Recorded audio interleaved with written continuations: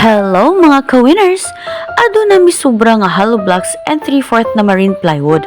Ug tungod niini, ado na ko'y nahunahunaan mga kawin. It's DIY time!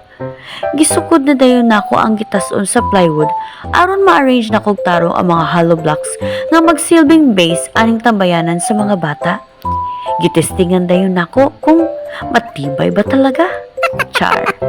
Ibutangan na dayon nako banig aron limpyo ang ligid-ligiran sa mga bata. Taro nga jud og pilo diha ha.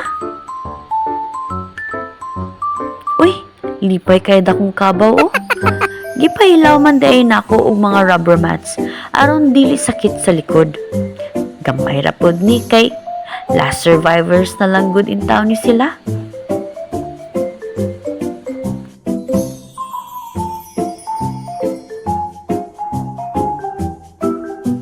Ayan, pero parang may kulang.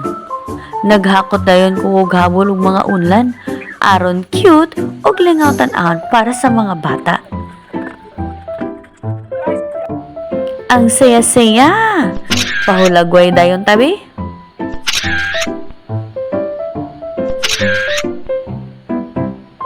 That's it for now. To the next one.